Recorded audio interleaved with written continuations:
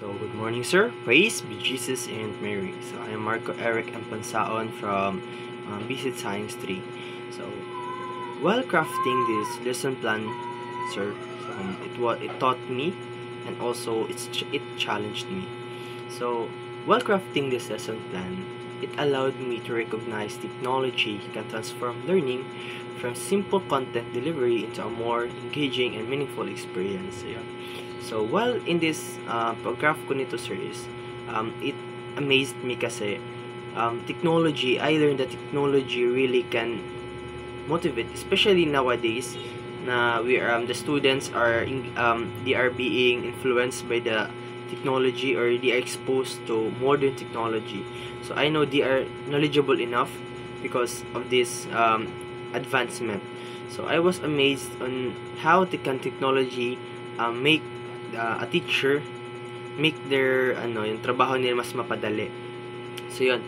So I realized also that integrating ICT requires more than simply adding gadget or apps.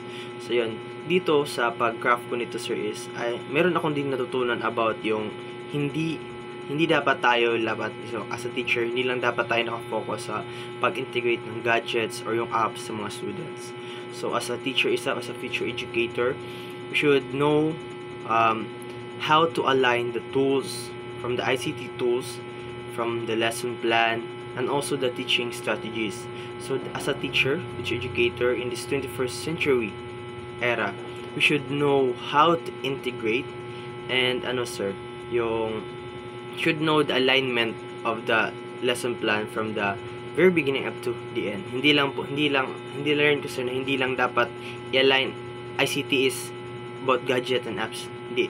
Dapat, sir, I learned that dapat we should also yung tinatawag na marami tayong matututo. Marami tayong mag-give, or we should know several learning strategies, especially in this modern world. So, yeah. So one of the challenges, sir, that I faced in crafting this lesson plan is yung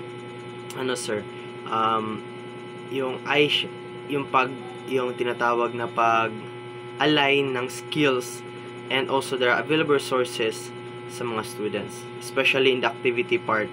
So it is hard to align yung activity, yung ICT sa activity, kasi dapat makikita natin or dapat may available resources ba yung mga students. Example, laptops, yung cellphones, meron ba sila, or yung skills, dapat if meron ba silang knowledge about it. So yun, kaya ginawa kong instead of individuals, so ginawa kong by group, so that I know in that specific group na may nalalaman sila about sa technology. So yun, that is one of my biggest challenges talaga, yung pag-craft ng activity na dapat naka-align also sa tinatawag na ICT. So yeah.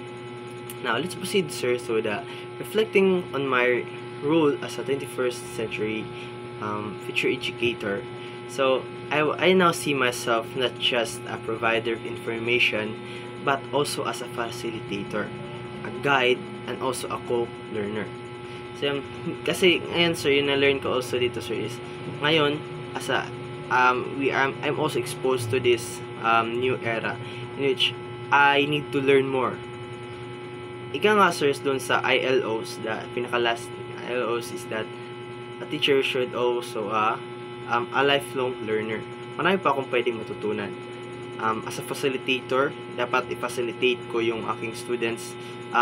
Dapat alam, or I taught them how to use ICT properly.